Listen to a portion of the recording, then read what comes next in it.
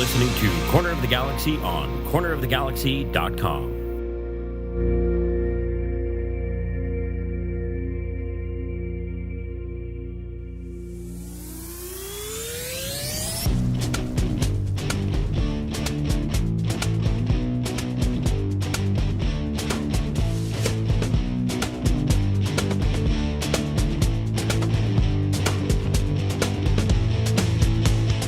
It's time for another episode of Corner of the Galaxy from the Box, the show that gets you behind the scenes of the LA Galaxy and into the minds of soccer reporters and MLS experts. Your hosts for the day are Corner of the Galaxy's Josh Guesman and LA Times soccer reporter Kevin Baxter. Let's start the show. Hello, everybody, and welcome to Corner of the Galaxy from the Box on cornerofthegalaxy.com. I'm your host, Josh Guesman, coming to you on a Monday, June 2nd. LA Galaxy victors. They are winners. It felt like it would never happen, but 17 games into the season, at the halfway point, the LA Galaxy finally get a 2-0 win over Real Salt Lake, snaps the 16-game winless streak, and once again puts the Galaxy back on track for the second half of the season. What can they do? Can they do anything? We'll have some math. We'll try to figure some stuff out. We'll also talk about the game against RSL and what went so right for the LA Galaxy finally. Maybe some Ronaldo talk in there as well, because I know everybody's been itching and scratching about that, and we'll look a little about the schedule. Now, a man who literally just got off an airplane, ran home so that way he could be on this podcast. Why? Nobody knows, but it is Mr. Kevin, the Panda. Baxter. Kev, welcome home, buddy. Yeah, I got off a plane for my last flight ever. I'm not doing that again. 3 out of 4 flights on United. Thank you, United. 3 out of 4 flights late. I mean, 2 of them more than 2 hours delayed. That's 75% lateness. I mean, it's bordering on the LA Galaxy's losing percentage, quite honestly, right around that 75-80% for the LA Galaxy this year. That's United, yeah.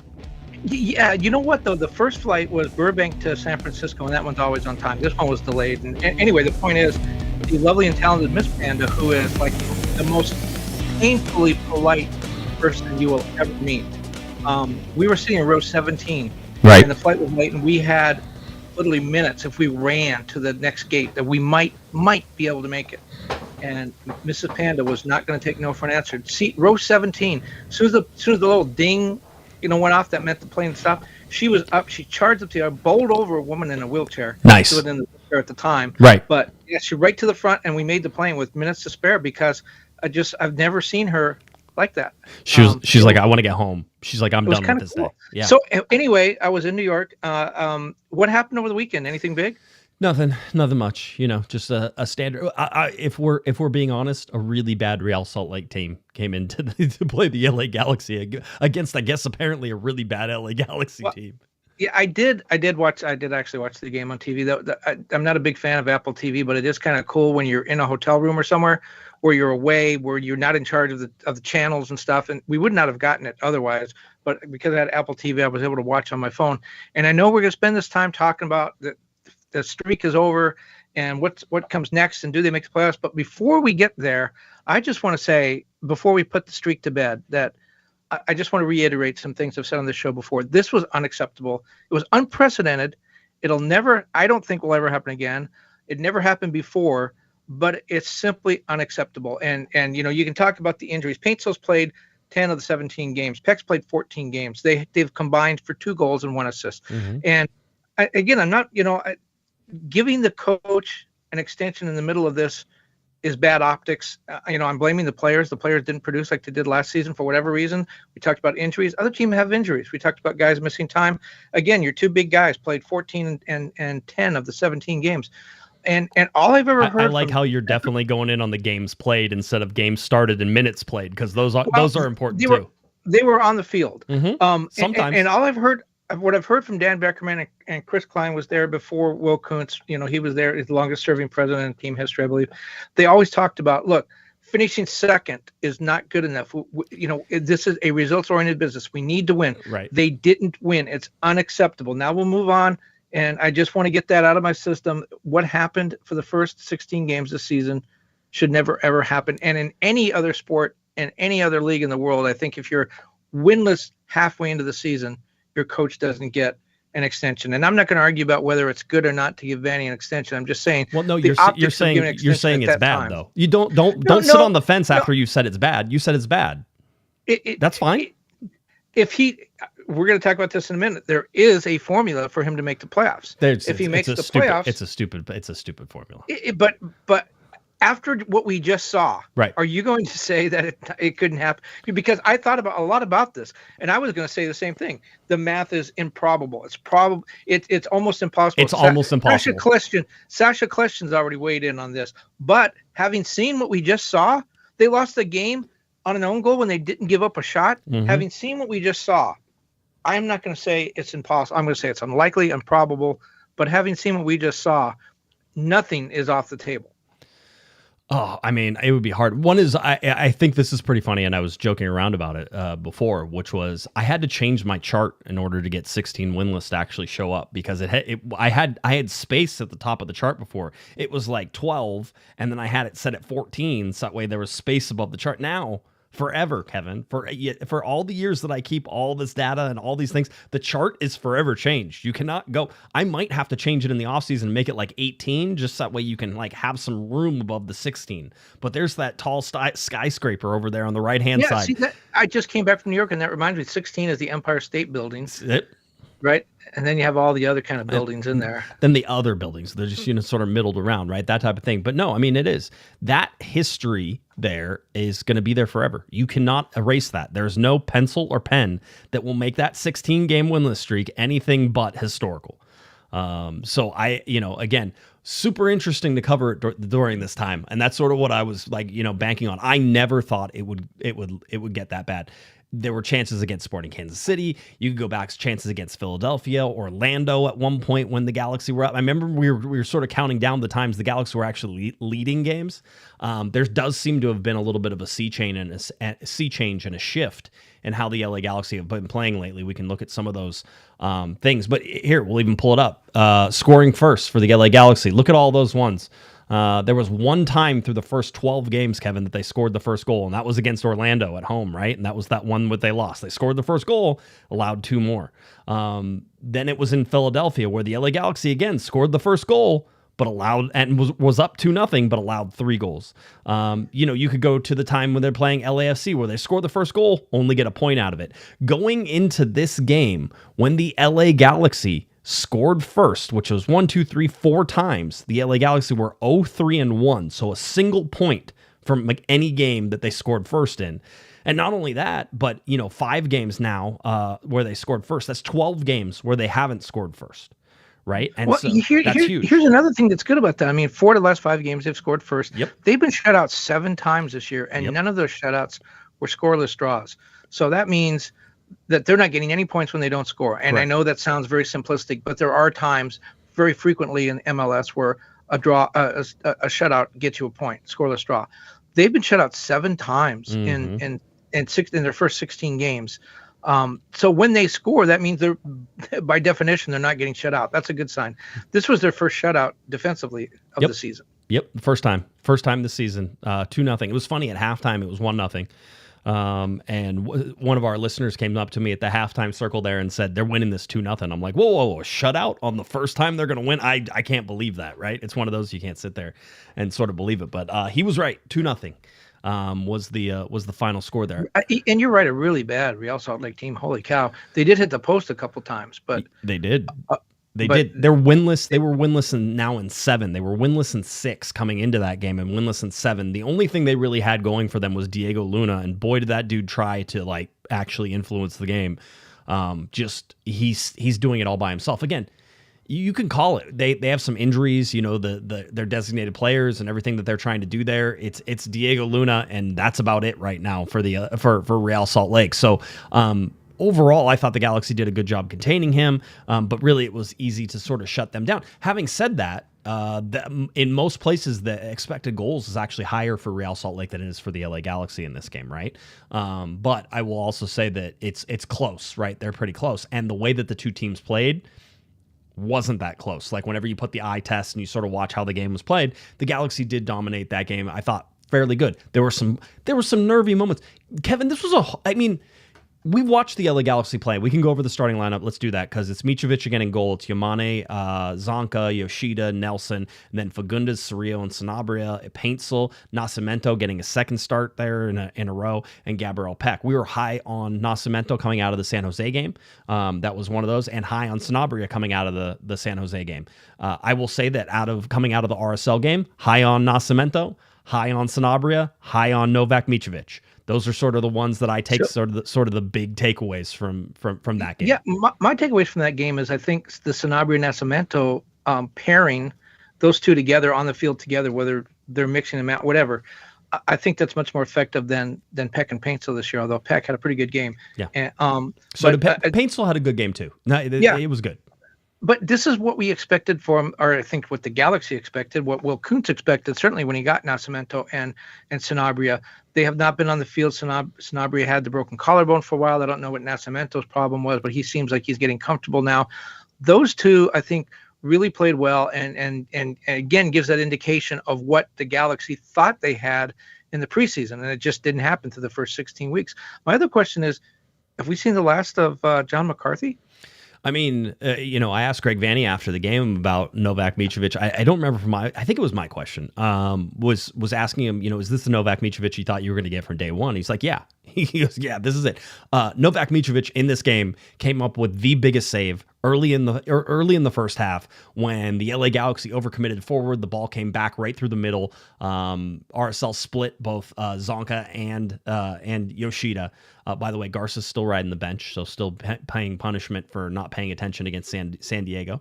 It was one-on-one. Basically, RSL had broken through. This was going to be the opener. RSL was going to score the first goal. And if RSL scores that first goal, Kevin, there's zero chance in my mind that the LA Galaxy win that game. Just because here we go again, shoulders fall, everything goes crazy. They got one good look, one good chance, and all of a sudden they're winning 1-0.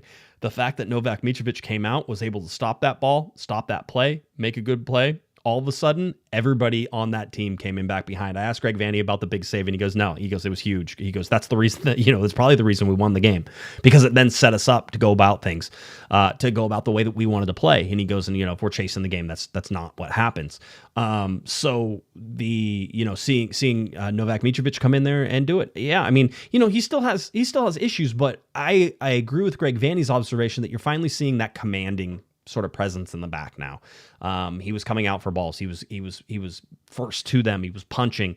He was commanding the back line. He was communicating. I think everybody's sort of gotten a little more comfortable with him, and I certainly think he needed to step up. I mean, we saw it at the beginning, and he didn't look like a confident person. I think that's changed. At least for me, I think it's changed looking at it. I think Greg Vanney feels the same way, but Greg's also the guy who put him in there and put him under pressure whenever he pulled John McCarthy, right? So, there's a little bit of back and forth in this. Maybe the fact that the Galaxy sucks so bad, there was eventually it was time for Micovic, and it was sort of like, yeah, go ahead and play. Like, what's it going to get worse? Like, take the pressure off yourself. You're fine. Go out there and play. Yeah, I just thought that Micovic was really good. I thought he was one of the reasons the Galaxy did win that game. And this break, we haven't talked about it yet, but we know fans know there's a 2-week break coming up. It comes at a perfect time for the Galaxy, I think, for a couple of reasons. One is we know there's a couple of injuries that have come back again, Royce and Sanabria. Greg Vanney said he expected both of them to heal over the break and be ready when they come out of the break. The other thing is going into the break with a win. Now, if they had beaten San Diego and then lost this game, I think that would have been really bad, because when you go into a break like that, it's the last game, the last performance that you individually and your team had. If the Galaxy had lost this game, I think they take that into the break and they're feeling sorry for themselves, feeling like they can't do anything right. They're going in 2-0 win, first of the season, a shutout. Everybody played well. I think that they should be feeling good about themselves, and it's important for them to have that in their mind over this 2-week break. Yeah, I don't think anybody is sad that they won right on the edge of this 2-week break. I mean, everybody sort of seems like, okay, and really it's a 1-week break for them, right? They're going to get this week off. They won't train a whole bunch this week, but they'll be back on Monday basically to get ready for their normal week as it goes, because they'll be playing at the end of the next weekend. So for them, it seemed like everybody was sort of positive. Again, as you can imagine, with this game and seeing how the Galaxy played and just how it is, there was relief. Kevin, there's relief. I think I asked Maya, I might ask Greg. We talked to Joseph Paintsel as well. like, is this just, does this feel good? Like, obviously it does, but like, what is it? And I think at one point everybody sort of gave similar answers, which is like, it's relief. It's relief that we got there. Yes, there's happiness, there's joy, but it's mostly like, okay, we can breathe a little bit. Just take a breath for a second. And nobody going away, as far as we know. No one on the international team, which, as you said, is probably the product of having a team that's not playing very well. Not playing very well. Nobody goes anywhere.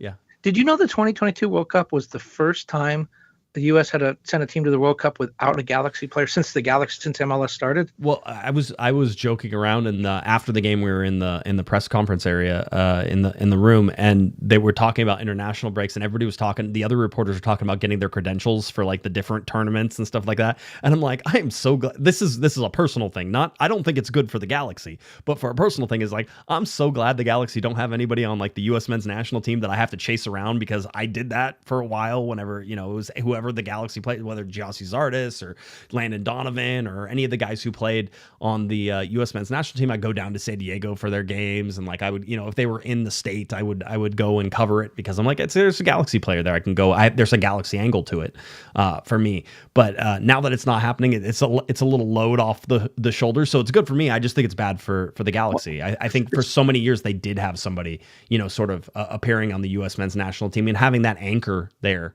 is kind of something cool.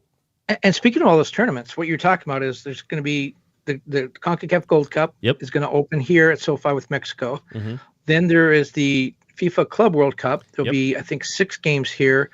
3 of them involving one or the other of the Champions League finalists, Paris Saint-Germain and Milan. When is the Galaxy game on the 14th? Where do they play? Is that home or? They're gone all of June, right? All June they're away. Yeah. So the 14th is in St. Louis. That's here. I can pull up the June calendar. By the way, you want to talk about bad timing? The LA Galaxy. If I told you the LA Galaxy only played one more away game than they did home games so far this year, would you believe me, Kevin? Because it feels like they've been gone forever, right? So, but this is a good schedule. It's kind of what I'm getting to. And by the way, Tom Braun, call me. I need to talk to you about this upcoming schedule, because the Galaxy are gone for those through the Club World Cup games that will be here. What I was thinking, and it'd be interesting to hear your opinion, maybe some people with super chats too. We have the Club World Cup, we have the CONCACAF Gold Cup, we have 3 professional teams. I know no one cares about LAFC, but there is Angel City, there's the Galaxy. Is there are there sufficient amount of fans and a sufficient amount of disposable income to go to Club World Cup games, to go to your club games, Gold Cup, the Gold Cup, all that, and it just seems like everyone talks, it's the summer of soccer. Most of the people I hear talking about this are broadcasters or journalists who are going to all the games for free, and they go, oh, this is great, we're going to see all these teams. I think fans are looking at this and they're exhausted, and they don't understand what tournament is really important. Do they want to go see some of these games? They've been kind of burned with the friendlies, the summer friendlies, and maybe we need to do a better job explaining this time Paris Saint-Germain is really going to try to win, because this is a tournament where they need to win. It just seems like it's way, way too much. And then, of course, next year the World Cup is coming. It just seems like it's too much. I can't focus on what's important, and I don't know how many fans can focus on that either. I will say this: the World Cup won't have any problem drawing the importance of what's going on. I do think the Club World Cup will be interesting. I think there's plenty of fans that will come from all over to watch Club World Cup. I do think that there will be. It depends on the price points. Right? I mean, with anything anymore, the tickets are just outrageous. Like, anytime you're trying to go anywhere for any sort of event, I mean, go to a concert and you're going to spend, my wife tells me all the time, like, because she goes to concerts more than I do, but she's like, yeah, I had to spend, $1,600 on a ticket. Like, it's like, and she's like, a single ticket. She goes, well, I want a good seat, so I'm going to sit down, blah, blah, blah, the whole deal. But like, $1,600? Like, I remember paying like $25 at the door to go see most of the concerts that I wanted to see. Just buy her a CD. Yeah, that's a good idea. Also a CD player, because we probably don't have one of those. So I'll have to figure that out. But no, I think that I think there's plenty of fans who don't like Major League Soccer who will be happy to go and throw their money at some of these things. Do I expect sellouts for some of these? I don't know. We'll see. We'll see sort of what the temperament is. But there are 6 games here. I believe 6 games at the Rose Bowl. There's a number of games. It's a 90,000 seat venue. I don't think if they average 55, I think that'd be great. Yeah. There's going to be a couple of games with 60 plus. There's going to be a couple of games with 25. I mean, it's just some of the teams coming in aren't going to be a draw, and I think they were a little overly ambitious when they got the Rose Bowl. We'll see. We'll see how it all goes. But yeah, that'll be something that's there. But the Galaxy, fortunately, I think probably at this point don't have to worry about either the international breaks or anything else that's coming up. So, but they do have 2 trophies to play for. I mean, regardless of what happens with MLS. They get a chance to bring home some hardware. They got Leagues Cup, which is still something that I'm sure they will take very seriously. Certainly, depending on where they are in the standings. And then they have the Campeones Cup, right? That's going to be played in September. And so we'll know that opponent here. I think in the next month. Within the next month, we should know that because the 2 teams have to play each other from Liga MX in order to determine who's going to play the LA Galaxy. So it'll be Liga MX. Isn't it within the realm of possibility that Ricky Puig could be back for that game? Yes, it is. It is. Yeah. I mean, there's certainly going to be a lot of people on here who are going to tell everybody to shut Ricky down and not play him at all this year. That's not a okay. philosophy. So here's a question just popped in my head. I'm destroying the flow of the show as if we actually had a flow. Hey, don't worry. Everybody's used to that, Kevin. They've been listening to you for a really long time. On the show that I'm on, anyways. Yes. So if the Galaxy don't make the playoffs, and we'll talk about that in a bit, how difficult that's going to be, but they win the Campeones Cup, they win a trophy. Forget Leagues Cup. That's kind of a crapshoot. But if they have Ricky back and it's a one-off game, the Galaxy could be brilliant for one game. If they win Campeones Cup and beat a Liga MX team, is that a successful season? No, okay. It's a one game. It's a one-off game. That's fine. No, I mean, bottom line is that they probably made their bed already. Whether Leagues Cup could be, an interesting trophy to win. Certainly you're not going to say that it's not. Now, I hate the tournament. I hate the fact that the LA Galaxy are going to take it seriously. Let's put it that way. I hate the fact that we're going to have to talk about it seriously. I much rather like just dismissing it offhand as this also thing that happens and is just a complete total cash grab. And, we'll see. I'll say the same thing that I know that some general managers and chief soccer officers and all those things have said before, which is, I don't love it, but whenever you watch the games, they're kind of fun to watch, right? The whole deal. So they're still fun to watch. It's still there's some intrigue there. But yeah, the Galaxy gets to take that seriously now, full seriously, as in you could not worry about some league games if you wanted to. It's like that type of thing. It should happen quickly enough in the break that it is that I don't know how effective or how much is going to affect other games. But we'll get to watch that as that plays. So it's just, I think that's sort of a disappointing part of all this. But we can, before we get into any of that, we should talk about, still the game, because that was the thing. There was a game. Yeah, that's the thing. The Sanabria goal, just the way that Nascimento and I was talking with Damian Calhoun about this, certainly at the game and everything. But, Nascimento comes in and really has a great game. Was effective, impacted the game. RSL didn't have a good answer for him. His runs were smart. His interchange was good. He had a couple really nice balls where not only just on the goal where he puts a move on.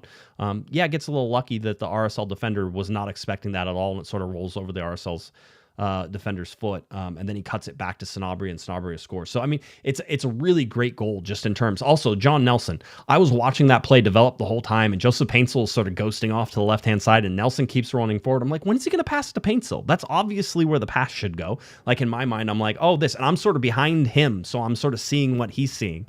And then Nelson threads this ball into Nascimento, and again, a ball that really shouldn't be that dangerous. You have Nascimento picking it up outside the post. His back is basically to the goal as he receives it, but his little quick turn where he lets the ball roll through his legs and then continues to sort of, then be facing the goal whenever he receives the ball is really great. The fact that he draws the goalkeeper out to sort of try to cut it out is great, and then just feeds to Sanabria and knocks it in. Very reminiscent of a 2024 goal, right? Which is, a lot of creativity. The run by Paintsill drawing out to the left, which sort of opened up the space for Nascimento to come across. Nascimento's smart turn, smart run, smart pass, and then Sanabria being the guy who everybody has sort of waited for to be in that spot. How many times have the Galaxy cut the ball back into a spot like that and there's been nobody there, right? So Sanabria making that and burying that and continuing to sort of, up what the LA Galaxy do. And then, in the 17th minute, Galaxy are winning 1-0. All of a sudden now it's like, okay, now here's a chance for you to win a game. And if you saw RSL, yes, again, if you look at their expected goals, they had some chances. This was not a well-played game.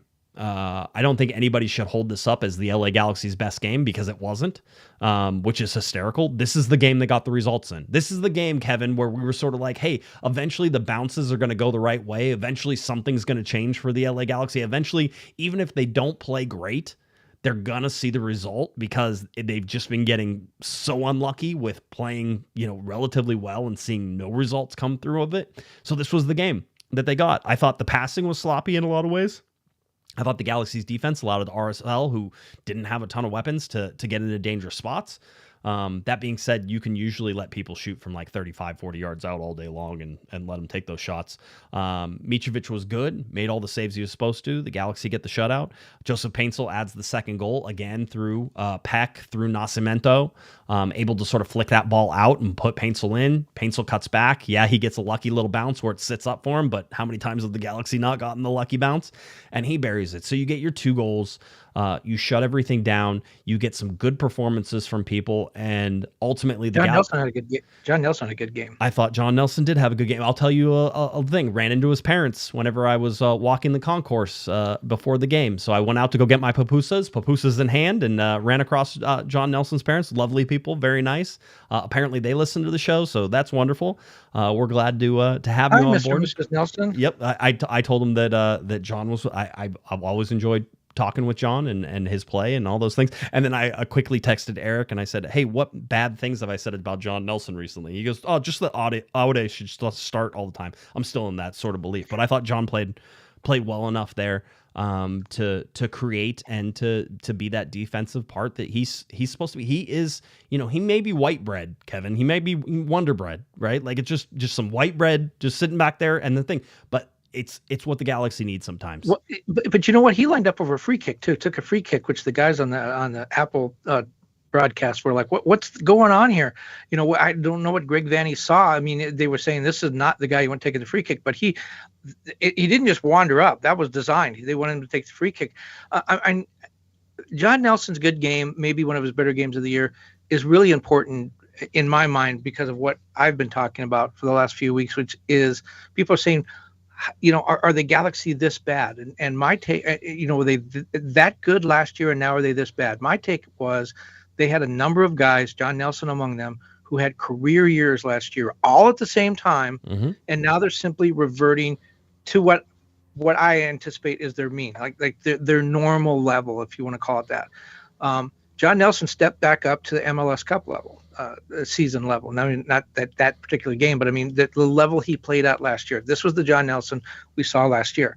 And now, can he continue it? Can Yamani had a great game. Fagundes had a really good game. All these guys that played spectacularly last year had good games in the game that the Galaxy won. Now, does that mean that they're back? Or does that mean that they had one good game and we'll see what happens in 2 weeks? It's interesting because I looked at the Galaxy. You go on FotMob and you get their ratings. So the Galaxy at a 7.3 over the RSL 6.4. For the first time this year, you look at the LA Galaxy side and there's not one guy in orange, right? And the orange, once you go under 7, basically the 6.9s end up being orange, right? So anything a rating of 7.0 or higher. Well, you had Micovic at 8.3, who was the second best player on the field according to FotMob. Gabriel Peck at 8.6, who was the best player on the field. Nascimento at a 7.8, Fagundes at a 7, Paintsel a 7.7, Cerrillo at a 7.4, Sanabria at an 8.0. It's funny because let's go right up. Micovic, 8.3, Sanabria, 8.0, Nascimento, 7.8. To me, those were the 3 stars of the game. And Sanabria came out at halftime whenever he picked up a little knock. And again, you already said it, but Greg Vanney expects that it wasn't anything serious. He felt something tighten up. Isaiah Parente came in and subbed for him for the second half. Yamane at 7.6. Along the back line, 7.6, 7.4, 7.7, and then John Nelson a 7.0 over on the left-hand side, right? So you get all of these performances out of the LA Galaxy this time, and it's just something that we have not seen this year from the LA Galaxy, is to put this together. The flip side of that is that Real Salt Lake had a 6.4, and then you look at all of basically their orange numbers there, they didn't play good. Diego Luna at the 7.1. Yeah, it was only Luna who was able to sort of peak above it. And goalkeeping wise, I didn't think that they were helped out a whole bunch. Just some chances there, but this is the one off. Again, I don't even think it was the LA Galaxy's best game. Apparently, Goals Plus liked A lot of the guys like Micovic, I think like Nascimento and liked Sanabria. Sanabria apparently was one of the best players on the field according to Goals Plus.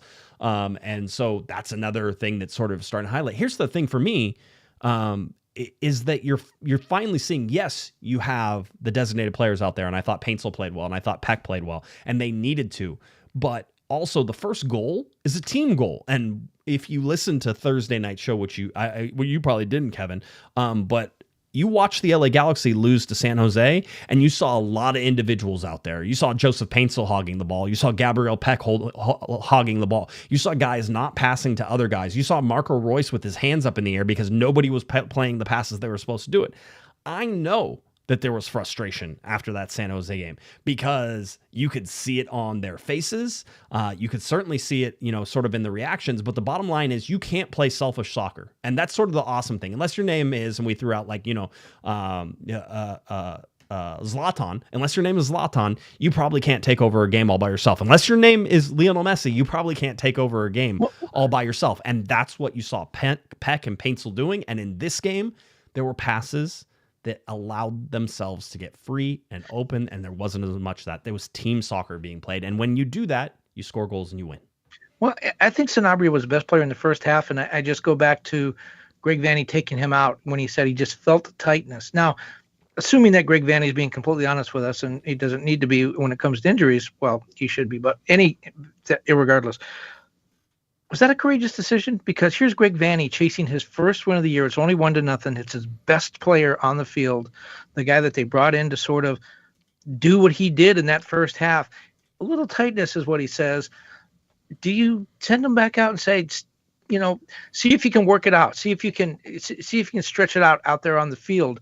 Kind of a courageous decision, knowing that you're still trying to get your first win. You got the 2-week break coming up. He can heal over the 2-week break. To take him out at that stage, I don't know how many coaches would have done that. I mean, it's the right decision because you don't want to lose the guy for the rest of the season, but you're pretty desperate at that point. Yeah, you are. I mean, I think the fact that Galaxy are winning 1-0 makes that a little bit easier. And you certainly are in a position where, yes, you need a win. Yes, you need all those things, but you also need to protect the fact that Sanabria needs to be a part of this team and out there as much as possible. And so risking him to possibly have a bigger injury, it's just, let's put it this way. I've never seen Greg Vanney sort of force somebody out there and do that outside of, Ricky Puig wanting to stay out there once they already knew it was probably gone after the playoffs against Seattle. Outside of him playing with that, I've always thought the Galaxy were pretty conservative whenever it comes to any sort of injuries or anything like that. So for me, watching him pull Sanabria and that, again, not necessarily something that I'm concerned about. I certainly think that Parente is not a like for like whenever you're doing Sanabria and putting Parente in there. So I think it did change the way they played. I don't think they were as good in the second half, but having said that, they were able to open it up, score a goal, and put it 2-0, and that 2-0 allowed them to sort of do something. And we did see for the first time, Kevin, the ability to rotate guys out when you're winning a game. Because, you got, Diego Fagundes came out in the 80th minute. You had John Nelson come out in the 80th minute, putting Aude and Cuevas in. You were able to get Elijah Winder in there and Christian Ramirez in there in the 71st minute. So you were able to rotate some of these guys and not have to worry so much about what the, trying to chase a game or trying to make sure you keep all your best players on the field. This is something that would have benefited like Marco Royce in the last 3-4 games, is getting a lead, putting it together, and knowing that you could pull Marco Royce in the last 20 minutes at the 70th minute and he could just rest for 20 minutes. He didn't have to play 90 minutes. And so far this year, we have seen the LA Galaxy have to basically play everybody all the time, Kevin, because you can't switch, you can't rotate. You needed the win, you needed your best players out there, and you were always chasing the game. So this was the first game where you got to see them rotate out of things and sort of rest some guys and sort of be like, oh, okay, we have a lead, we feel comfortable, let's get some guys in there, let's rotate some other guys out, and let's let people sit a little bit. Well, and what is Sanabria's performance do for Marco Royce? And by that I mean, if Sanabria's if he can play at this level, and you like the rest of the midfield, you like Surreal, you like the guys you have out there, then does this now give, going back to what you were just saying, does this now it doesn't make Royce a bench player, but it maybe makes him a 70-minute player. Maybe it makes him when there's 2 games a week, maybe he plays one and he sits the other, because Sanabria can do that job. You don't have to depend on Royce like you did through that 3-game stretch. When again, by his own admission, it was the first time he played 3 games in a week, and he couldn't even remember the last time he did it. Yeah, it is one of those that we sort of watch and take a look at, is just the amount of rest you were able. I mean, we've talked about Marco Royce trying, and that just makes him better. It does if you can do that, right? So we'll certainly watch that. Let's get to some super chats because we have a whole bunch of them. Let's see here. Gus, by the way, $5 super chat. CR7 Herbalife athlete, Beckham, Chicha, Ibra, Manu, Real Madrid, Barca, Ibra, PSG. There's a connection somewhere. Kevin, do you want to talk about Cristiano Ronaldo? Because, yes. Apparently, according to some internet account that I've never seen before, there's something there. Well, yeah, there were some people calling me out on social media today when they said, how do you know he's not coming? Is he coming? I said, absolutely. He is absolutely not coming. I have this definitively from the Galaxy front office, without any wiggle room at all, that he is not coming. And the reason why isn't because they don't like him as a player necessarily. I mean, that may be part of it. I mean, he can cause some clubhouse problems. That wasn't a problem with Zlatan. They brought him in. But it goes back to what I was told is what happened in Vegas didn't necessarily stay in Vegas with Cristiano Ronaldo. And it goes back to in 2009, he was accused of sexual assault, and the case was settled out of court, never went to court, was settled out of court. He had apparently had agreed to pay $375,000 payment to the woman that was his accuser. The case came back again in 2018. Apparently, there were some problems with the settlement. The Clark County District Attorney's Office looked at it again. They did not bring charges, so now they had 2 opportunities. Las Vegas police investigated, said they didn't have enough evidence. So twice this case was looked at. Neither time did it go to trial. But the Galaxy just said there's just too much there. They don't want to get involved in this. They don't want their fans to have to deal with this. And if you think about it, it's very consistent with what happened with Christian Pavone. I just looked up the Christian Pavone thing. As far as I can tell, there's been no adjudication with his case in Argentina where he was accused of rape. That's been investigated.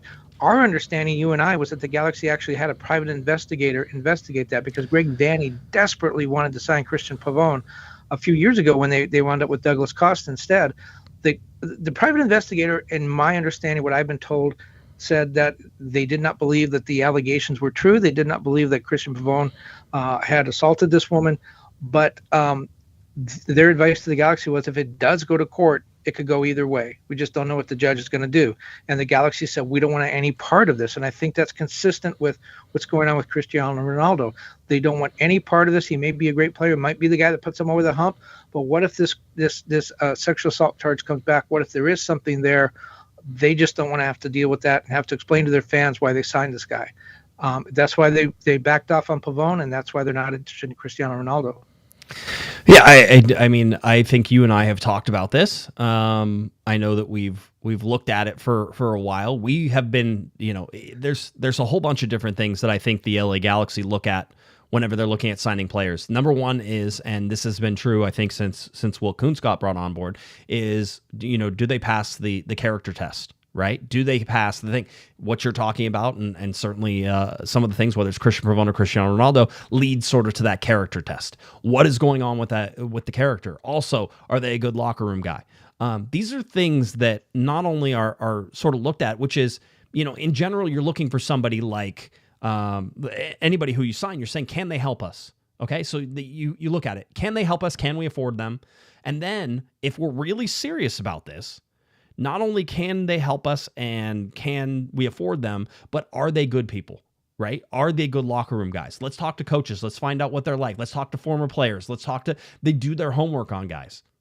To me, Cristiano Ronaldo sort of, one is fails at a couple of those tests, which is, can he help us? I don't know. That's a good question. Certainly Cristiano Ronaldo is an amazing soccer player, but you look at some of the teams that he's played for recently, and he hasn't exactly made them the best teams in the world, right? There's a lot of resources that have to go to him. Can they afford him? Right now, the Galaxy can't afford Cristiano Ronaldo. They would have to do something. Somebody suggested today on Twitter is that the Galaxy just need to move Gabriel Peck in order to get Cristiano Ronaldo, who's a striker, and then the Galaxy would have to find some TAM somewhere and do some other stuff to move some pieces around in order to be able to get Cristiano Ronaldo sort of the things that he...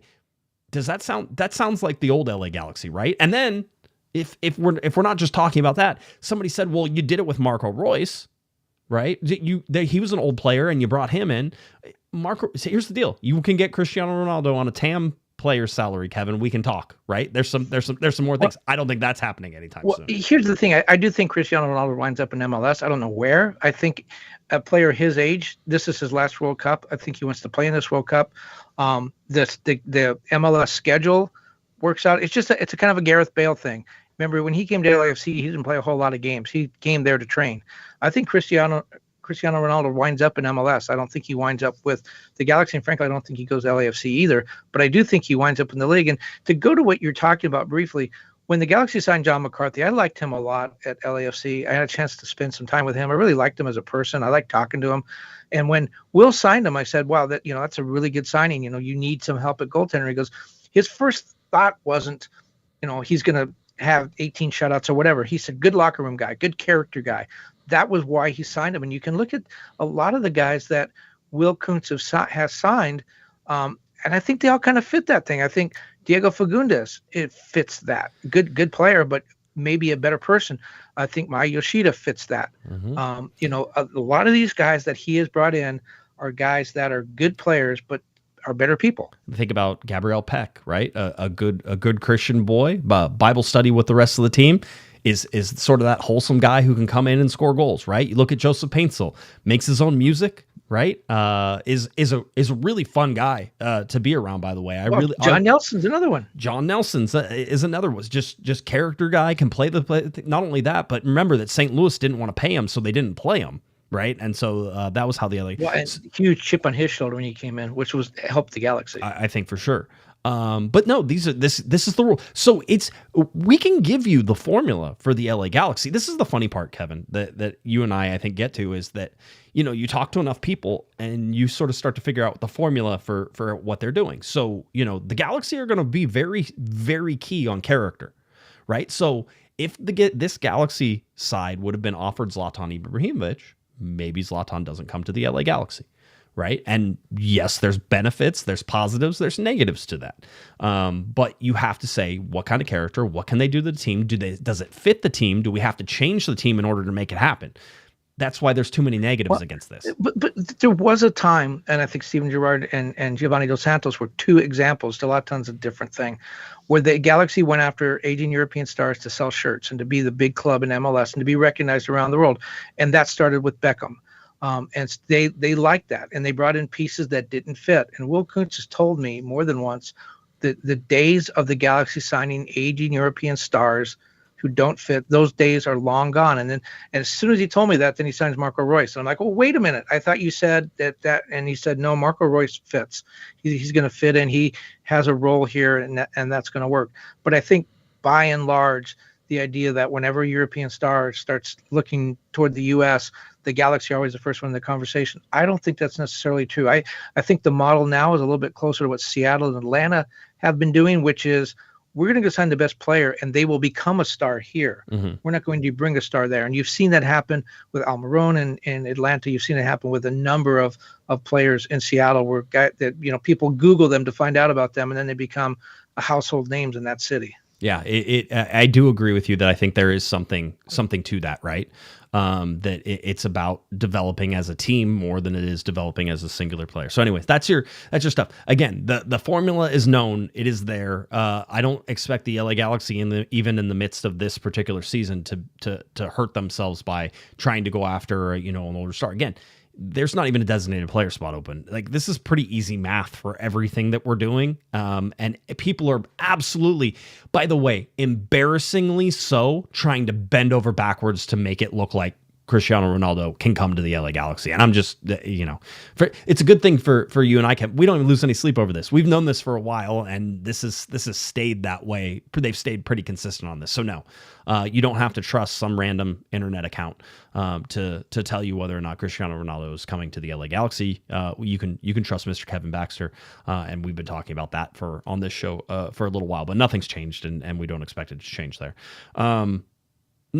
So one of the things that obviously pops up is Kevin. This is like the first time we get to see the LA Galaxy after a game with the picture. Maybe they did one after the win in the CONCACAF Champions Cup that they were playing in, right? Maybe whenever they got that one win, there was a picture there. But this is technically the first one that should be hanging up in the hallway. Remember the hallway that had all those pictures in through the entire... Well, we don't get to go back there anymore. Well, yeah, but whenever we got to go in MLS Cup, you got to see all of those, all the ones. Well, I would imagine that's a pretty empty hallway right now, because this one might be the first one that actually gets hung up in there.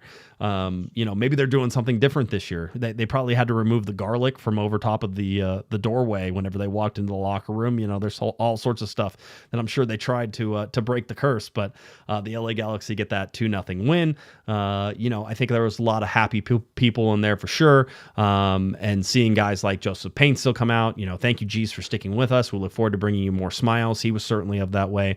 We talked a little bit about Sasha Kleshin. Here's the math. Should we go over playoff math? Because certainly playoffs. Yeah, we're talking about the playoffs. I know, it's stupid. Alex Ruiz was saying, 9 teams make the playoffs in each conference. Very low percentage chance this happens, but you never know. And he's talking about Sasha Kleshin, Dax McCarty. They were talking and arguing. Bradley Wright Phillips about. By the way, Kevin Egan was the only guy there who's still holding out hope for the LA Galaxy. But basically, Sasha Kleshin said, if LA make the playoffs, I'll shave my head, dye it blonde, and cut the mustache off. So that's more bulletin board for the LA Galaxy. As Alex said, if Ricky Puig was on this team, he would die trying to make Sasha Kleshin bald without a mustache and blonde hair. So maybe whenever he comes back, maybe that happens. But the math is not good for the LA Galaxy, and we can sort of tell you where everything is. So you're saying they still have a chance?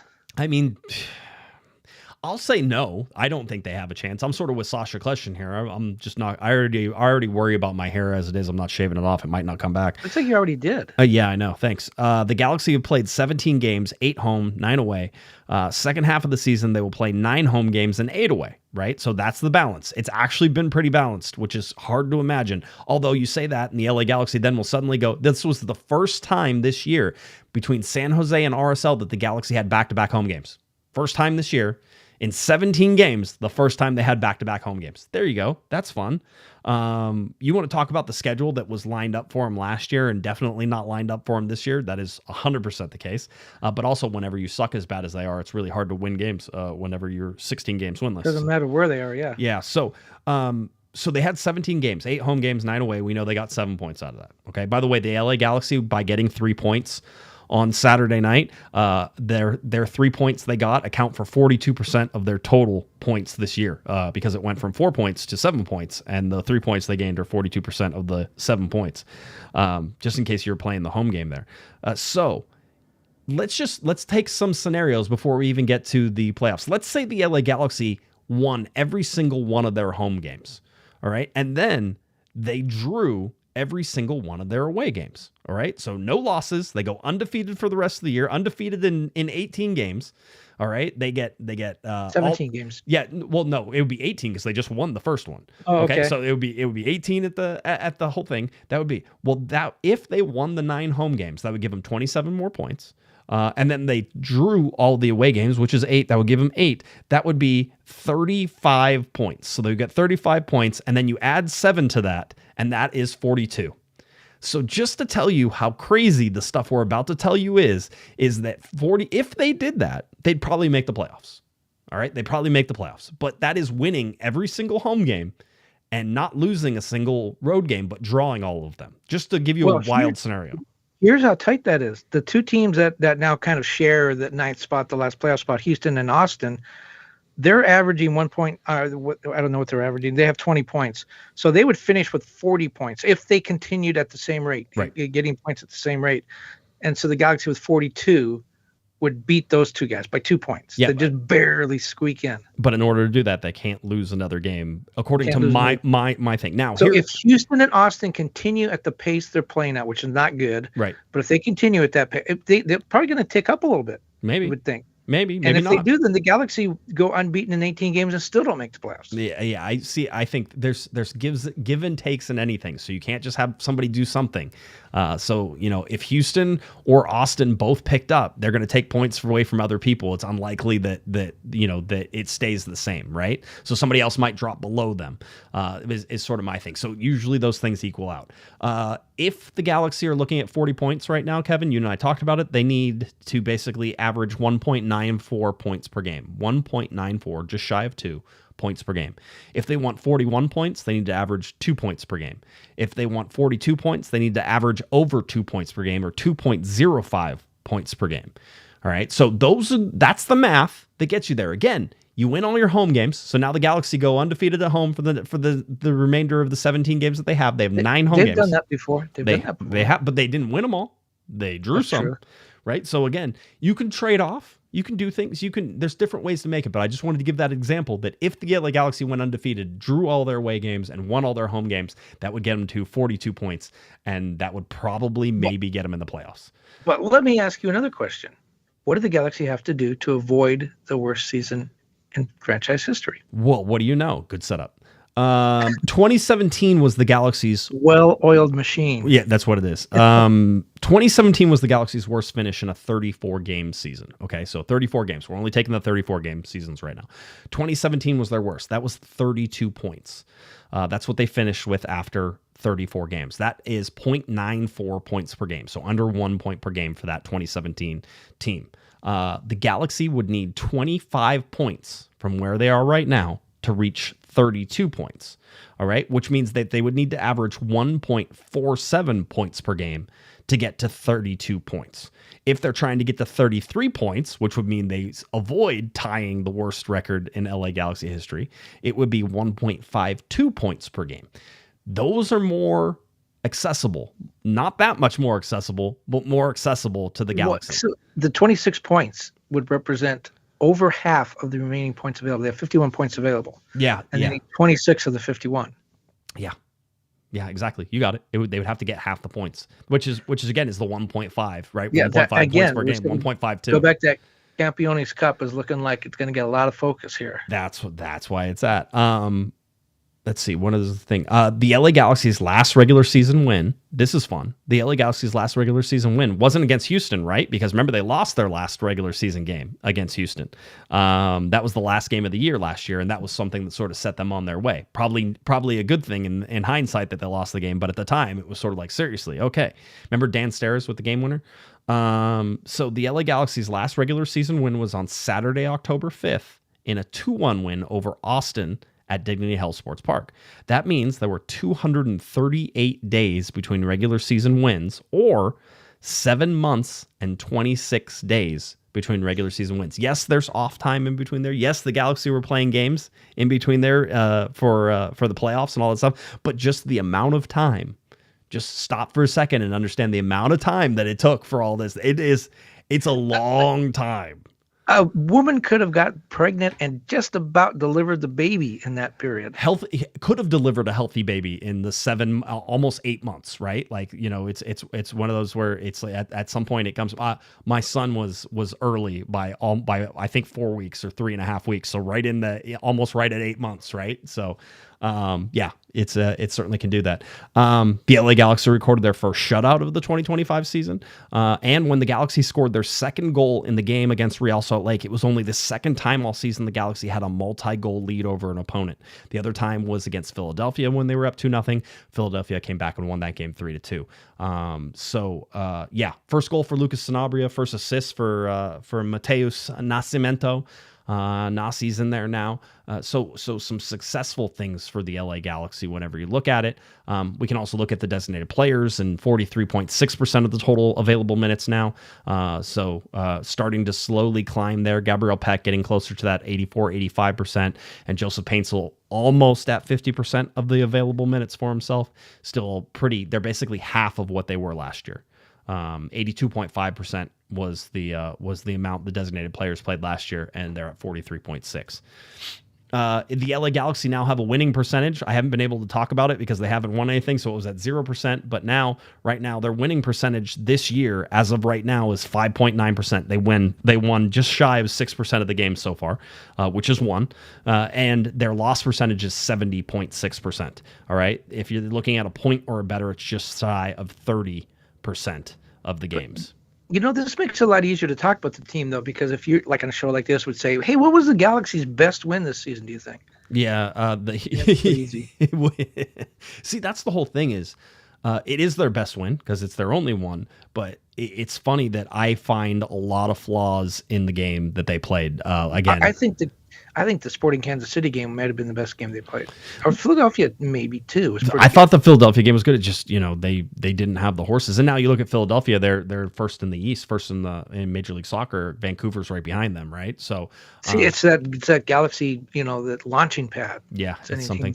It's always fun to watch the shape of the graph change whenever a game is won. And so far this year, you hadn't seen much of that. It's just sort of trickling along. Then all of a sudden, it looks like it stumbles upward for the first time. Still very much away from some good teams here whenever you look at where the LA Galaxy are now compared to every other one. And we talked about 2017. 2017 at this point had 22 points. The LA Galaxy have 7. They're trying to avoid, being that same. If you want to see something really crazy, they're only 7 points behind 2023. For the 14 points through 17 games is the lowest outside of of 2023 was 14, 2007 was 14, 1997 was 16, 2006 was 15, right? So you can sort of see where the Galaxy are still 7 or 8 points off of those lows. So watching them try to climb and get back ahead, we said 2017.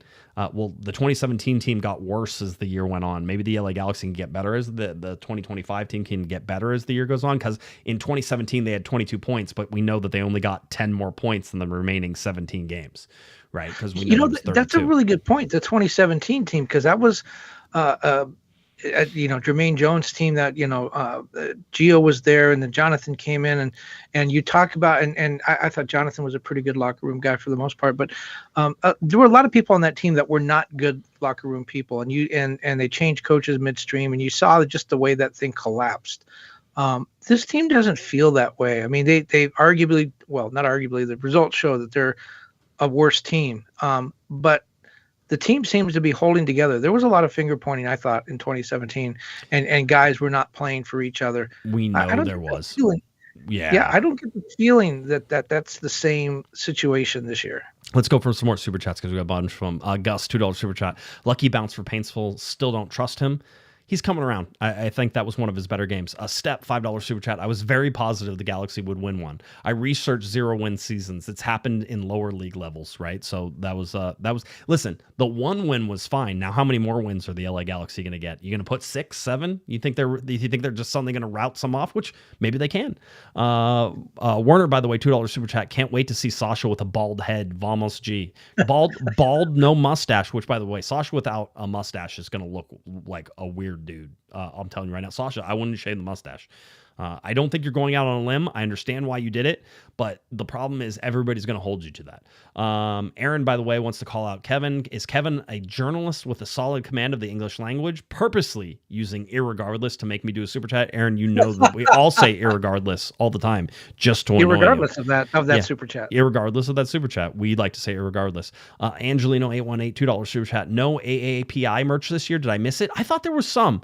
I saw Maya with some of the Japanese scarves and stuff like that. So I thought there was some, but maybe there wasn't. Could have been something else that maybe I missed. So Gus, by the way, says it was Raul's speech that made it happen. Did you see that they put out Raul's speech? It gave off disappointed dad energy, which I really appreciated, which was sort of like, you guys need to be better. Like, this is unacceptable. I've been here for so long. I'm old, and you guys need to do something. Like, this is, if it's not going to be today, then you might as well fold it up. I saw Greg Vanny with his arm around Raul, and he kept patting his shoulder. And I was sort of like, is he trying to cut him off? Like, okay, Raul, that's enough. Because Raul was sort of going like, if you guys don't win today, I don't know. It was one of those. But when I interviewed Bruce and Dave before they came back, they both name checked Raul as one of the people they wanted to come back and see.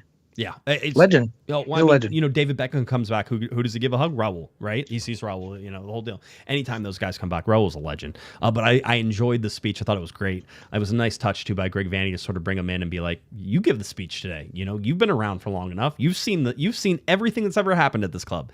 Tell them this isn't acceptable. Let's talk about this." So he's the new Malia Emma. Is he? I don't think so. I don't think that's how that's going to work whenever we look at that. So those are sort of the things that I saw just in terms of, I did find this funny. Here you go. Here's your longest single season win streak per year, 1 in 2025. So, we got to put that on the board. So that was nice to be able to make that change there as well. The shutout was important. Again, we talked about Micovic. I thought he played well. Maya Yoshida, did fine. Again, Zonka was in there and nobody wanted to kill Zonka, which is probably a step in the right direction for all this. Here's the problem that I have is that the Galaxy, I don't like the fact that they're sitting on this win and for 2 weeks they're sort of going to get a bask in this and do the whole thing. It's like the worst timing ever for me. I'm like, you just won. You want to get right back out there and win again. It's like, let's go. We figured it out. We know how to do it. We have the momentum. Let's go. But on the other hand, sitting on a loss would be deadly. I mean, it would be, especially as it's the longest in Major League Soccer history, right? So it's, that would also be a thing. But I'm not sure this, again, it doesn't rescue the season, right? So it's one of those, everybody will be able to enjoy their time off, which I think is nice. Remove some of that stress, clear it out, the whole deal. But I can guarantee you, if I text any of the players right now and be like, so you guys want a 2-week break or you want to play another game like, this Saturday when it coming up? They'd be like, we want to play Saturday. We're ready to go. Like, this is, we think it's unacceptable. I said it on Thursday. There's guys who couldn't sleep. I know they told me, right? There's guys who couldn't sleep because they were like, this is unacceptable. How do we fix this? Right? That type of thing. These are professionals and they know that it's unacceptable what has happened. They see it. They know what's going on, but it's up to them really to fix it. It really is up to them to fix it. Greg Vanney can mold and hopefully help and march and push and try to do some things to get things to happen. And, as I think we pointed out, ultimately coaches get fired all the time, right? And so seeing St. Louis just fired their coach. And then they got a little bump from that. I think maybe if you're looking at playing St. Louis, not playing them right after they fired their coach is probably a plus. So giving it 2 weeks to wear off a little bit would be a good thing because usually bumps are just that, little bumps and then everything settles back down. So you mentioned it earlier. So what is your over under on how many wins do they? 17 games up. How many wins do they finish the season with? I think they're going to finish like around 25 points, which is not good. So what's 25? They're at 7. So I need another 18 points. So six wins, but I don't think they're all going to be wins. So you're probably going to get like 3 draws in there, and maybe it's only 3 wins. No, 3 draws, and so that replaces 1. So yeah, like 4 wins, 5 wins, somewhere in there. 15 points out of wins, and then another couple out of draws, and that probably does it. I don't know. I think they're gonna. I think they might have turned a corner. I'm going to say they're going to finish with 8 or 9 wins, so that they're going to win 7 or 8 more. Okay, I like it. I'm just, there's no room for error. So here's what I'll base it on. Let's watch them string some things together. Okay, let's watch them. If they can start stringing 1, 2, 3 wins in a row, and then separate that with a draw, and then another couple, then all bets are off, because if they get in the right momentum and except the Sasha bet. That one will be on. Then those guys will start to get nervous. I think they're safe. I think they're more than safe. They basically bet on something that's probably 95% impossible, right? So, there's a 5% chance the Galaxy could actually make the playoffs. I'm sure it might even be lower than that. I know we were playing around with ChatGPT in the Discord trying to get it to like predict what the Galaxy winning and like stuff like that. The prediction tool doesn't work, right? Because just as in terms of a straight, you can just look at the LA Galaxy's point per game and then just multiply it by the next 17 games and you can get a point total of what you think. But you have to try to predict whether or not the Galaxy are better than what they were in the first 17. And that's sort of the question.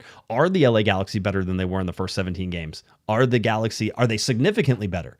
right? And I think that's what Kevin Egan on MLS was sort of trying to say is like, maybe it's not. I think Sasha Kleshtin and what he believes, and certainly whenever we had talk, is that the standings tell you how good you are. So he believes the LA Galaxy are the worst team in the league, right? And maybe they are. Maybe they're going to be this year. Maybe they're going to get the wooden spoon. Certainly don't think one win removes them from the chance of the wooden spoon. Depending on what happens in summer and the little changes. But here's that schedule in June. It's crappy, Kevin. All away games. St. Louis away, Colorado away, San Jose away. You go the 14th, the 25th, and then 3 days later, the 28th in San Jose. That's not easy. And again, when you're bad, the games are always more difficult anyway, right? St. Louis just coming off a win. They just beat San Jose. So sort of watching that. Then the Galaxy get 3 home games in a row. You get July 4th, July 12th, and July 16th against Vancouver, DC United, and Austin. Then the 19th, you're away to LAFC. You have to play Vancouver, who is the best team in the Western Conference, on July 4th. DC United is a game that the Galaxy should win. Will they win? That's certainly a question here in 2025. But again, according to our models, if you're going to make the playoffs, you basically got to win all your home games. So you're going to have to figure out a way to beat Vancouver, who just completely bombed out of Champions League, and away they go. 5-0, I think, was the final score on that. 5-0. Was that Cruz Azul? Was that the one that I was watching? I was watching so many blowouts this weekend with Champions Leagues and different things, PSG and Inter and Cruz Azul and Vancouver, that I was confused by all the goals being scored on the one-sided games. The most one-sided Champions, well, definitely the most sided Champions Cup game, but Champions League or indoor cup. Yeah. But you look in there, DC United's a winnable game, Austin's a winnable game, Houston's LAFC. A winnable game. At Houston, that's in the middle of the summertime, 5:30 p.m. So 7:30 p.m. Houston. Chances are thunderstorms, muggy, hot. But you talk about wooden spoon. The Galaxy are only 1 point ahead behind 1 point removed from Montreal in the wooden spoon race. Montreal at 8, Galaxy at 7. But the Galaxy still do have the worst goal differential in the league, -21, and they have given up 36 goals, highest in the league, and has them on pace to challenged the league record for most goals given up. I believe the record last year, San Jose, I think it's 75. They're right now on pace for 72. Yep, on pace for 72. Does score 30, by the way. Last year they scored almost 70. They scored 69.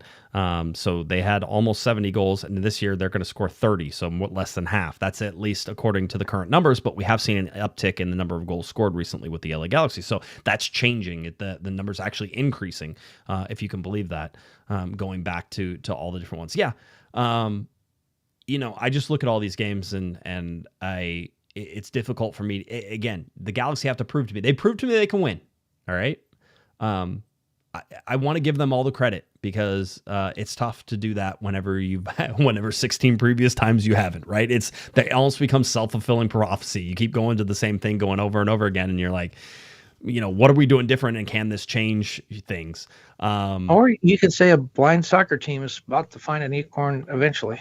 Yeah. By the way, it could be. Adam, $10 super chat. Is there a chance Galaxy win in St. Louis away? It's a 1:30 on Fox.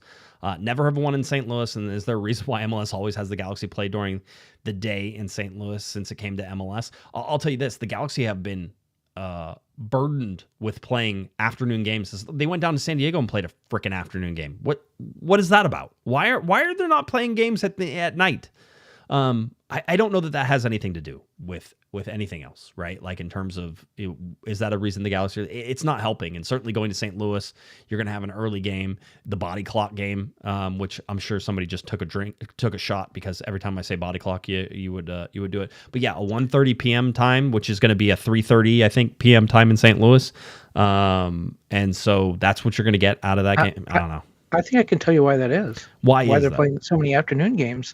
It's because they're the defending MLS champion, and I think when the broadcast schedule was made, they said we want people on the East Coast to see these games, starting on them at 7:30 on the West Coast in San Diego or in Dignity Health Sports Park. Is not going to get that done. It's going to be 10:30 on the East Coast, from which I just returned, and I know people do not stay up until 11 o'clock to watch MLS games. So they put it on the afternoon because they thought that people on the East Coast wanted to see that. One thing that they don't do, maybe I don't know, maybe Apple TV does do this, but when we get the schedule in December, early January, we always get TV times. Right. So someone's decided which games are on Saturday afternoon, which games are national games.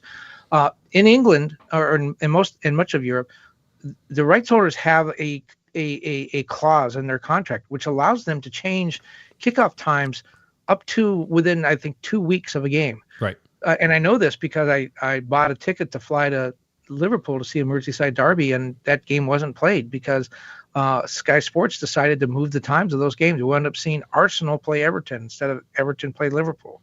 And they can do that and that would have happened, by the way, the point of this whole diatribe is to say that wouldn't have happened to the Galaxy. They were defending champions at the start of the season, 16 winless games, not such a desired TV adventure for people on the East Coast. Yeah, it's certainly, and you can understand. I do get it, but it does feel like this year not enough Saturday night games, a lot of afternoon games, all the different things. And again, well, that won't be a problem next year because they won't be the defending champs. Well, we talked about the LA Galaxy. You don't know that. They make the playoffs. Sasha Kleshner goes bald. Right. The LA Galaxy run through with Ricky Pooch, and all of a sudden, they win. It could be having the worst 16 games ever in Major League history, and then coming back and having the best 18 games ever in MLS history, and making the playoffs, and then running all the way through for an MLS Cup.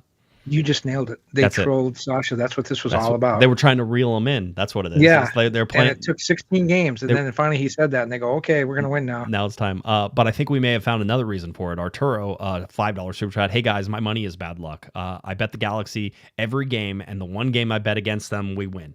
We'll be betting against the Galaxy from now on. See, he's sacrificing his money, all right, for the betterment of the LA Galaxy. That is a true supporter right there.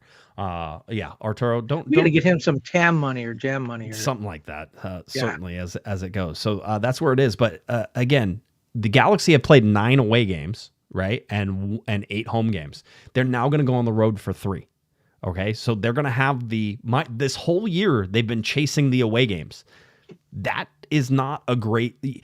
In Major League Soccer, home field is important. The Galaxy haven't showed that this year, but it's one of those things. Home field is important, and you're going to now be 4 games to the bad on away games before you come back and then play 2 again, right? The whole deal. So it seems like the clumps in away games are building up, and here we are, looking at all these games, and they keep being away and away, but they're going to even themselves out. They have to. It's 17 at home, 17 away. That's how it works. But it feels like the Galaxy have been chasing the away games the whole time, which usually leads you to have worse numbers than everybody else. It will equal out at the end, but the problem is you're behind the whole time. You're always chasing. It always feels that way. I think the Galaxy are going to feel even more that way after these next 3 games in June, which I think, listen, you don't win 2 of those, and I think your season's probably done, right? So you can start looking at Leagues Cup and Campeones Cup and any other cup they can find them. So maybe they can enter some cups, some youth tournaments or something like that to play down here in the stretch. So that's just my 2 cents. The Protective Cup. It could be, certainly. I did have a special moment. If you do go and listen to the Maya Yoshida press conference there, you'll hear that the first question that Maya Yoshida gets is from Grayson Guesman. And that's my daughter. Any relation? Oh, yeah. What do you know? Yeah. And she got to go to the game with me. The Galaxy were nice enough to allow her to tag along with me, which is like so much fun as a parent to be able to bring your kid to sort of. But it's probably the coolest thing that I do that like I actually get acknowledged for. I think I do lots of cool things, but most of the time kids are rolling their eyes. She actually thinks that I'm pretty cool. So it's take your daughter to work day. It was in this particular case. I usually I can do it once a year, but she was there. She got to ask Maya Yoshida a question because he demanded it. He was like, she gets the first question. So if you're there, you can go listen to Maya Yoshida answer what his favorite color is. We were joking about that. By the way, Damian Calhoun calls foul on Maya Yoshida picking his favorite. Do you know what if you could guess what I know you didn't listen to it. Do you know what Maya Yoshida's favorite color is? Blue. No, it's white. Right. And wow. Yeah. And that's not a color. That's absence of color. See, that's what Damien screamed from the back. He was like, that's not a color. Right. The whole deal. So we were joking about that.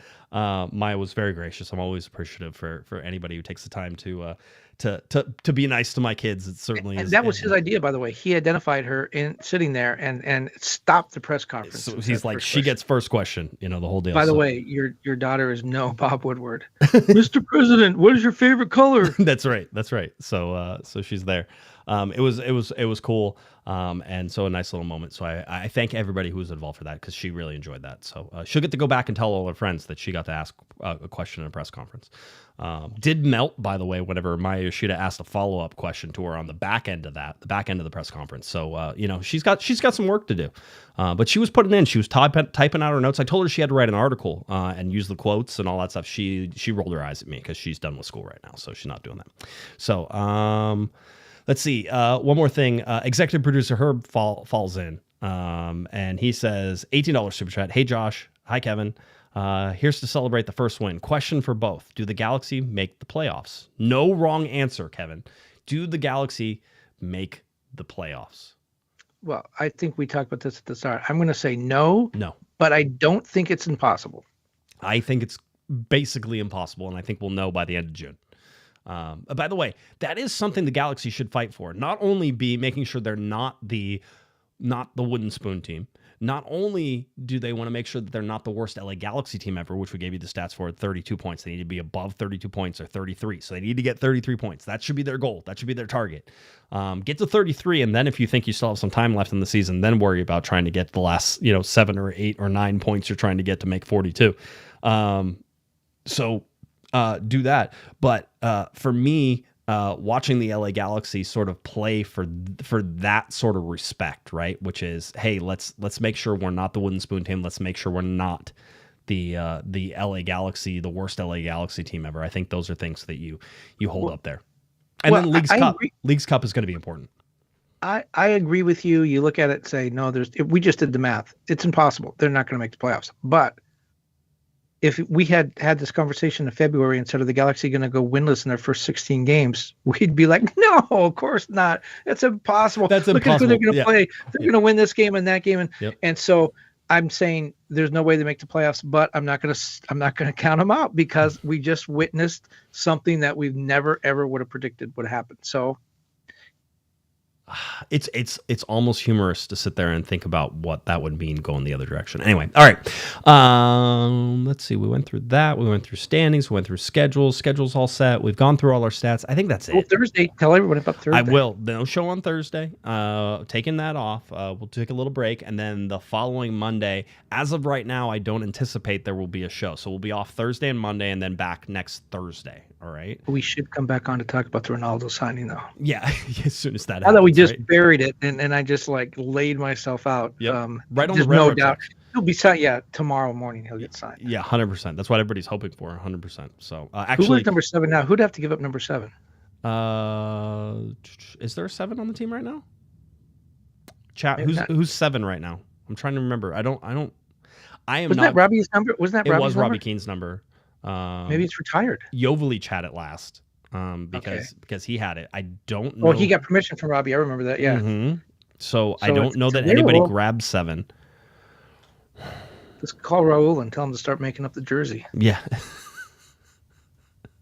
Is it Fagundes? Does Figo? Yeah, Fagundes. Diego Fagundes has it. Sorry, Diego. That was my bad. I'm not good with numbers this year. This year I have been horrible with numbers. I can't see. Can you count to 1? I can't see. I can't hear. I'm losing my hair. It's all going downhill real fast, Kevin. I don't know what to tell you. They say you age at 44, like there's steps in aging and that you age rapidly. And like the first big rapid step is at 44. And I'm feeling every inch of 44 right now. So, by the way, I did call Lucas Sanabria tasty in midfield during the game. I stand by that. He was looking tasty. He was doing all the right things. He was looking to be that midfielder that everybody wants. So I'm there. I'm ready for it. Yes. We know what Sasha's going to do if the Galaxy makes the playoffs. What are you going to do? You have no hair to cut off. No. I'm not. No, I'll get hair plugs. How about that? Let's put some hair on the head instead of taking it off because it's thinning. The forest is thinning there, Kev. There's only so much you can do. So, all right, that's what we got. Executive producer Herb says, "Will we guys have a scrimmage podcast? That way, you guys don't get rusty from the." No, we're not going to play. Not going to do it. The whole deal. Yes, there we go. So I think we're good. Let's set it down. The LA Galaxy win 2-0 over Real Salt Lake. First game. turned it around, and that just cap off that first half of the season with a win. That's what you should always try to do. Win that last game before you get into the halfway break.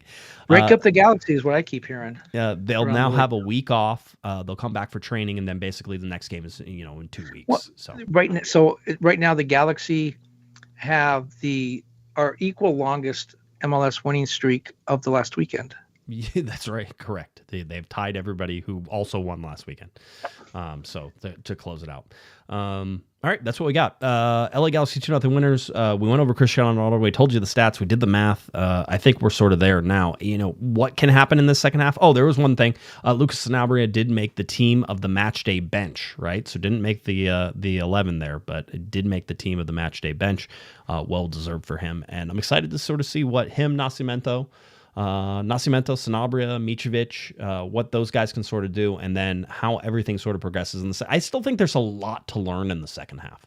If there's not a lot of wins, if there's not a lot of points, I think there's a lot to learn about the LA Galaxy, especially on guys like Sanabria and Nascimento. Are these guys ready for 2026? The LA Galaxy tell us that they are in a good position for 2026, that they'll have the cap space, the room to maneuver, to sort of add pieces, to be able to do all the stuff they want. But that might be contingent on what's happening right now with Sanabria and Nascimento. No, it's contingent on if they sign Ronaldo. Yeah, then they won't have that. You start working on the flight tracker now because he's on his way. Then that blows all that up. Oh, it is nice. Executive producer Herb did change his name back, by the way. It was, have the Galaxy won a game yet? No. So now it has gone back to executive producer Herb. So all is right in the world. Taylor Swift owns all our masters. That's the reason that the Galaxy finally won. She has 6 albums. The LA Galaxy have 6 cups. All is right with the world. Yeah, there's synergy, man. It all comes together. This is the moment we've been waiting for. So we'll see if the Galaxy can be feeling 22 again. Maybe 22 points. Maybe 2022. No, that wasn't a good year either. So we'll see what the LA Galaxy can do on all that. All right, Mr. Kevin, anything else? Can we please leave so that way you can go to bed? Because it's like after midnight for me. Yeah, that's what you say. All right. If you're looking for Mr. Kevin the Panda Baxter on any of his social medias, that's right. Why would you? It's at KBaxter11. You can search him out, find him there. LATimes.com for all of his wonderful writing. LATimes.com and at KBaxter11. If you're looking for me on any of the socials, at Galaxy Podcasts, YouTube Corner of the Galaxy, cornerofthegalaxy.com. Anywhere you get your podcasts, you can find Corner of the Galaxy. Simply type it in, share it with all your friends. We will be back in a little over a week and a half whenever we get you ready for the LA Galaxy's trip out to St. Louis, coming up, I believe, on the 14th, whenever they return back from that international break. So after a 2-0 win for the LA Galaxy, they're first in 2025. We will put it all to bed and get ready to take this break with them. When they come back, we'll be ready too. All right, for Mr. Kevin the Panda Baxter, I'm Josh Pato Guesman. You've been listening to Corner of the Galaxy from the box on cornerofthegalaxy.com. Have a great one, everybody. You've been listening to the Corner of the Galaxy podcast on cornerofthegalaxy.com. You can follow the show on Twitter and Instagram at Galaxy Podcast. And be sure to check out and subscribe to iTunes, Stitcher, and Facebook by searching for Corner of the Galaxy. Fans, we thank you for listening, and we ask that you be kind and courteous to your neighbors as you leave the podcast. We thank you for joining us and look forward to seeing you again.